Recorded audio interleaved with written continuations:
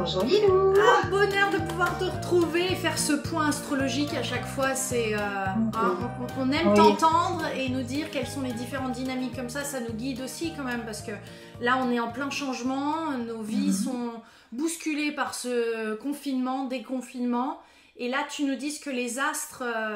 Voilà, est-ce qu'ils nous soutiennent les astres en ce moment ou au contraire c'est quand même un petit peu compliqué cet été? Parle-nous de cette météo. Les astres nous soutiennent en permanence en fait, hein. Ce sont nos alliés d'évolution, les planètes. Mais c'est vrai que voilà, il y a des fois où énergétiquement, hein, on est en résonance avec tout ce qui se passe dans le cosmos et dans l'univers.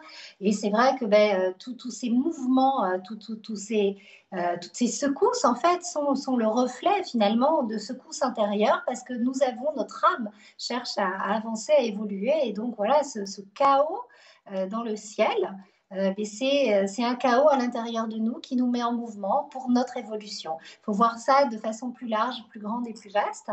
Et c'est vrai que cette année 2020, elle vient nous chercher hein, dans nos tripes, dans nos profondeurs. Et tout ça, c'est pour le mieux. Hein, puisque le grand chef d'orchestre de cette année, c'est Jupiter. Mais Jupiter, il amplifie tout. Il amplifie tout, il amplifie les peurs, il amplifie les angoisses. Et là, on est à l'acte 2, hein, au moment où on tourne cette vidéo, le deuxième aspect entre Jupiter et Pluton s'est formé. Donc, c'est l'acte 2. Si tu veux, on pourrait regarder cette année 2020 comme une grande pièce de théâtre. On a eu l'acte 1 ce printemps, l'acte 2 cet été, l'acte 3 cet automne. Et vraiment, observons ça comme une belle comédie humaine où il y a le théâtre de nos émotions et on va être des spectateurs bienveillants de tout ce qui se passe à l'extérieur comme à l'intérieur. Alors, l'acte 2, c'est cette crise du Covid qui vit une pleine intensité aux États-Unis, entre autres, voilà, et finalement où en Europe, il y a des foyers de recrudescence. Et c'est l'énergie de Mars qui est rentrée dans le signe du Bélier et qui va rester 6 mois dans le signe du Bélier, ce qui n'est pas l'habitude de cette planète. Mars, d'ordinaire, fonctionne comme une planète rapide. Et là, du fait de sa rétrogradation qui aura lieu cet automne, elle ralentit sa course. En fait, quand elle ralentit sa course, ça veut dire qu'elle se rapproche de la Terre. Mars est astronomiquement la planète la plus proche de la Terre. Donc, le fait qu'elle se rapproche fait qu'on va être encore plus en résonance avec cette énergie de Mars. Alors, on peut dire que pendant la première partie de l'année, on était dans un état global d'acceptation, voire de soumission. Et là, avec Mars, on va aller dans une énergie plus de rébellion, une énergie plus contestataire. Au niveau de la crise, à mon sens, je ne suis pas voyante, mais j'aime bien quand même me projeter, essayer de ressentir. Moi, je pense qu'on va plus vivre des foyers d'inflammation et pas forcément une deuxième vague. Voilà. J'ai mis du temps pour poser ça, je me suis vraiment posé la question souvent, mais là, j'ai vraiment l'impression qu'on va plus vivre des foyers. Et bien sûr qu'il va y avoir un acte 3 à l'automne et qu'on va vivre une deuxième partie d'année intense. Maintenant, Mars, c'est l'élan primaire, c'est l'élan du feu de la création.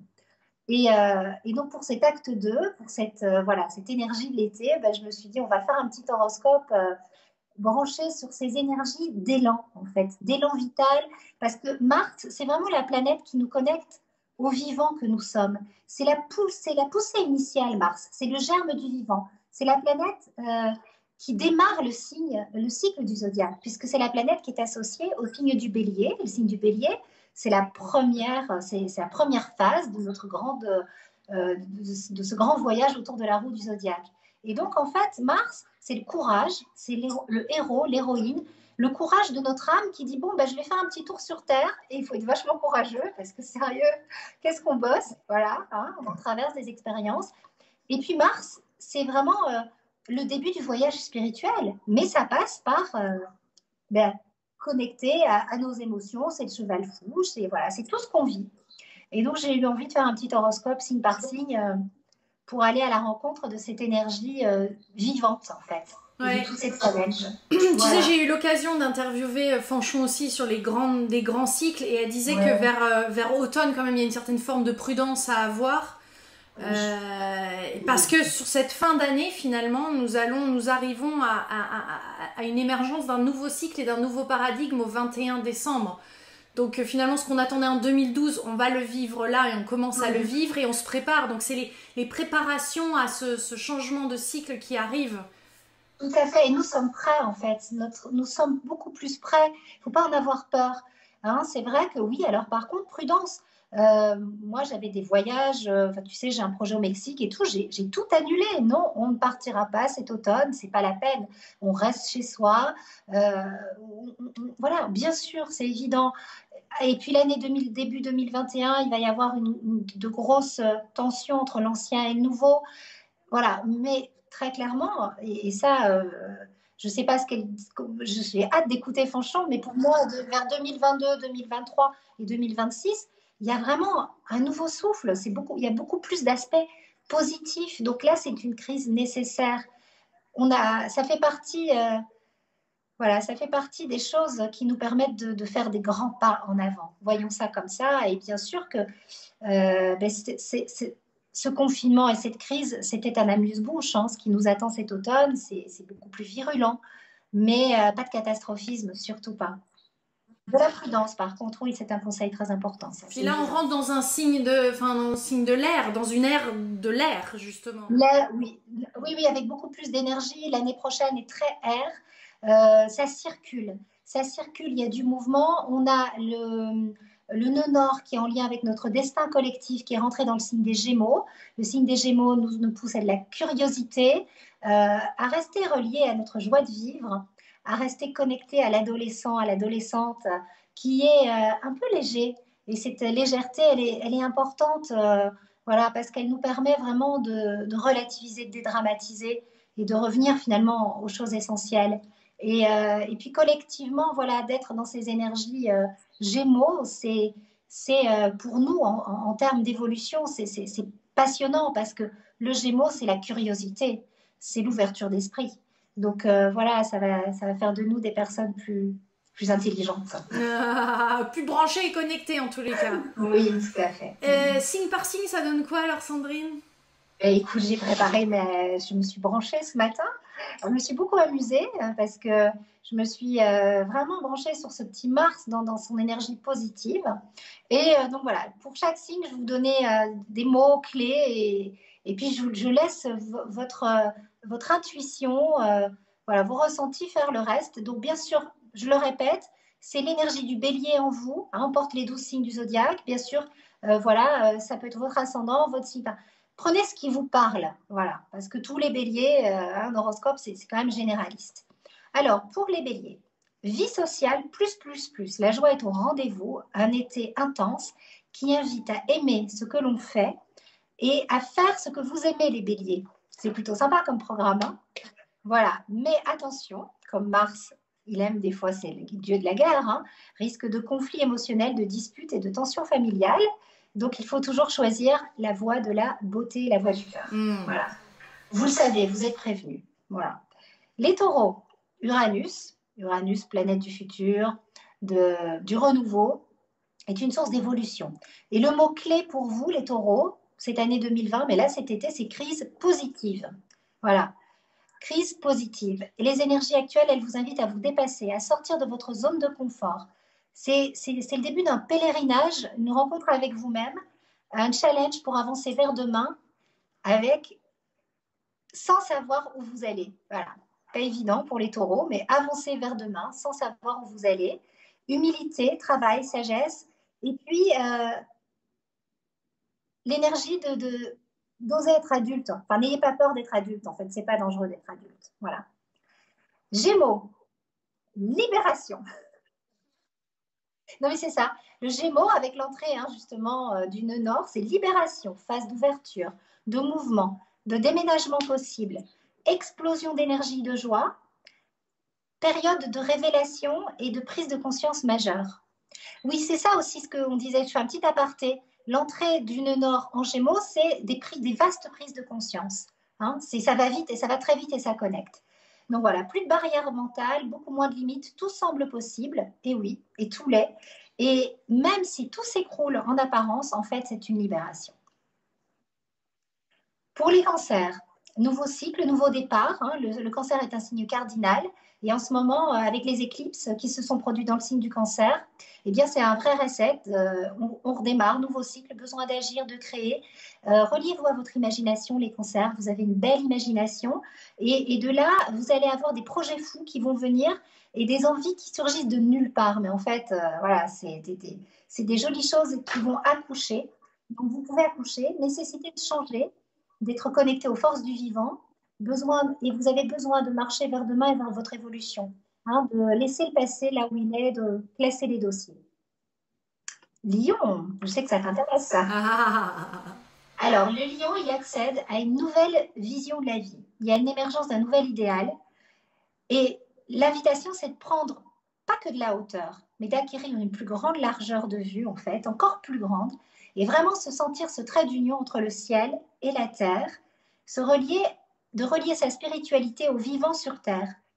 Et c'est aussi un bon moment pour recevoir un enseignement, ou transmettre un enseignement et communiquer. Ça te parle? Ouais, ça me parle beaucoup, ouais, justement, d'explorer cet espace de l'être, en plus. Oui, ça me parle, ouais. Bon, mais ça me fait plaisir parce que j'ai essayé de les ressentir vibratoirement, mes petits horoscopes. Ça connecte. Alors, Vierge, période de transformation profonde et l'invitation du moment, éliminez ce qui vous empêche d'avancer. Fin d'une illusion, moment de deuil d'une personne, d'une situation, d'un travail. Mais les choses, soyez vraiment confiants, elles se font en arrière-plan, ça bouge énormément. Vous ne vous sentez plus la même personne qu'avant, vous ne vous reconnaissez plus et c'est une bonne chose pour vous et pour votre entourage. Voilà. Les balances, c'est un été de rayonnement, de conscience et de lumière. On vous invite à travailler sur l'amour, mais pas l'amour de l'autre, l'amour de vous, avant tout, pour pouvoir vivre l'amour avec l'autre. Beaucoup de fraternité, d'entraide. Et vous êtes invité à briller, non pas par votre beauté physique, mais par votre intelligence du cœur. Attention, avec la dissonance de Mars, il y a des risques de rivalité, hein, c'est important le mot, et de tension dans les associations. Donc voilà, bien choisir votre entourage. Il y a un tri à faire, un petit tri sélectif, et éloigner toutes les personnes qui sont des bouffeurs d'énergie. Scorpion, fécondité, c'est le mot-clé. Grande créativité, élan vital, ébullition fertile. Connecter l'abondance de toutes choses. Laisser éclater la graine qui va surgir et qui est sans volonté de maîtrise. En fait, juste sortir d'une forme de stagnation et puis travailler sur la valorisation. Je suis ce que je suis et je suis vivante ou vivant. Voilà. Hein, sortir de la dévalorisation et d'une forme de stagnation et être complètement dans cette graine qui émerge. Sagittaire, nouvelle phase d'équilibre, de stabilité, période d'accueil où vous vous autorisez, parce que vous le valez bien. Quelque chose se prépare et c'est un petit peu comme si vous étiez une femme enceinte. Et je trouvais ça, voilà, c'est l'image qui m'est venue. Et donc, il y a une phase de plénitude où vous pouvez regarder les choses avec clarté d'esprit et en face. Voilà. Et où les choses retrouvent leur juste place. Mais peut-être parce que vous trouvez votre juste place. Ouais. Capricorne, c'est le moment d'agir dans le monde, de voir comment vous pouvez l'embellir. C'est une phase de récolte, de succès attendu, une phase où vous menez vos objectifs et vos projets vers un but et où vous avez la sensation d'avancer. En tout cas, vous êtes dans une belle énergie de conquête. Attention, phase d'action intense, ne pas disperser vos énergies et les conduire. Verseau, il y a quelque chose qui fermente. Tu es Verseau? Oui, je suis Verseau. Ah, moi, ça fermente depuis le début de l'année. Oh, dis donc. Ah oui. Non, mais il y a vraiment, c'est la fermentation. Quelque chose qui bouillonne. Les énergies sont très instinctuelles et même c'est comme si on débranchait le cerveau et il y a quelque chose d'animal qui se met en place, de très physique. C'est viscéral, c'est au-delà de l'intuition. C'est le corps qui parle, qui exulte, qui frissonne. Mais dis donc, ça promet d'être un été chaud. Moi, j'ai décidé que cet été, ça serait chaud bouillant. Non, non, voilà. C'est un temps de tentation et de désir à contenir ou pas. Et le mot tentation est très très fort pour les Verseaux. Bah, va falloir tenir les rênes. Je vous ferai un débriefing à la fin de l'été. C'est ça. Et enfin, les poissons, du calme. On se recentre, on se densifie, on se connecte au corps, au physique, à la matière. Vous avez besoin de stabilité. Il y a un travail à faire sur votre rapport à l'argent, sur le fait de vous prendre en charge et d'assurer votre propre sécurité émotionnelle, affective, financière. C'est ensemble. Et vous donner les moyens d'avoir l'esprit tranquille. Voilà. Nécessité d'être centré et ancré. Voilà mes petites canalisations pour cette phase 2, donc globalement pour cet été, clairement jusqu'à septembre. Ouais, parce que là, tu regardes donc ce qui se passe au niveau des astres, et puis en plus, toi, tu te connectes pour voir ce que tu peux recevoir et ton ressenti. Donc, c'est bien ça que tu t'autorises de plus en plus à être dans cet espace-là. Bravo. Oui, oui, oui, complètement. Ben, oui, c'est cet instinct, c'est ce corps. Hein. Oui, oui, non, mais là, il y a des. Tu sais, on est aidé en ce moment. Hein. Il y a des grands portails qui s'ouvrent. Là, la saison des éclipses, elle a nettoyé beaucoup de choses. Et le fait que Mars rétrograde, Mars se rapproche de Chiron. L'astéroïde Chiron, c'est la voie de passage vers la sagesse que nous sommes. C'est la voie de passage entre les limites de Saturne, les limites de la matière, et direction l'espace infini du cosmos, la connexion à plus grand que soi. Et donc cette rencontre entre Mars, qui nous parle de notre voyage sur Terre, et Chiron, le guérisseur, nous indique en fait on vit une grande phase de guérison collective parce qu'on va vers la dimension invisible de plus en plus, et on est de plus en plus en réception. Tu sais, j'avais adoré la vidéo avec Patricia Daré, où elle disait qu'on était de plus en plus en réception de chaque des nouvelles lunes, des pleines lunes, mais pas que. La semaine dernière, quand Mars est rentré en bélier, lundi dernier, mais le nombre de messages de personnes qui captaient cette énergie, on est de plus en plus reliés au grand tout et on perçoit tout. Ouais, bah, elle disait dans l'interview qu'on était tous médiums finalement. Complètement. Et on est de plus en plus des antennes réceptives et on capte de plus en plus les énergies et les mouvements de l'univers. Et donc oui, bah oui, je m'autorise de plus en plus cette énergie de médium. Mais voilà, et globalement, c'est un afflux donc divin hein, qu'on reçoit. On est sacrément aidé en ce moment en fait. Hein. Mais vraiment. Hein. T'as ton calendrier, ton agenda lunaire, non, qui sort tous les ans, c'est ça, pour 2021, non? J'ai mon Moon Journal 2021 et le Little Moon Journal qui sort. C'est ce qui a fermenté. Ah, ça, c'est mon bébé. Écoute, c'est un bébé que j'ai une belle co-création avec Sandra Guérin, qui est la personne en fait qui relit mes textes. Et puis un jour, je lui fais son thème astral et je lui dis, mais correctrice de quoi, de où? Tu es une poète? À la fin, parce qu'en fait, l'histoire, c'est que sa fille lui piquait tout le temps le Moon Journal et qu'elle le remplit avec amour, mais ne comprenait pas tous les mots. À la fin de la consulte, je dis, viens, on fait un Little Moon Journal parce que sa fille, en fait, adore. Et ce Little Moon Journal, c'est pour l'enfant intérieur, pour tous les enfants de la Terre, notre enfant intérieur. C'est poétique, c'est magique. On est branché sur chaque lunaison et on peut croître avec la sagesse de la lune. Il y a des zoom on the moon, il y a des mandalas coloriés. C'est un doudou des étoiles. C'est bien dit. Je suis, si tu sais, là, je l'ai lancé en précommande début juin. Et il y a plus de 500 commandes déjà qui sont parties. Et avec Sandra, on se dit, mais 500 enfants qui vont voilà, vivre cette magie. On aurait aimé vivre ça, et nous, enfants. Et donc, on est heureuse, on est fiers. Pour quel âge? De 7 à 77 ans. Très bien. C'est pour l'enfant intérieur et pour les enfants, c'est un beau cadeau à offrir. Et je me suis fixé un gros challenge de le sortir à plus de 3000 exemplaires toute seule. Enfin, c'est mon défi de cette année et c'est plutôt bien parti. Voilà, je suis trop fière, trop fière de ce bébé. Et puis, tu as une petite addition, j'ai vu une petite boule de poil aussi dans ta vie. Oh, mon Dieu, mais j'ai Pedro qui est rentré. Ah ouais, là, c'est mon baby.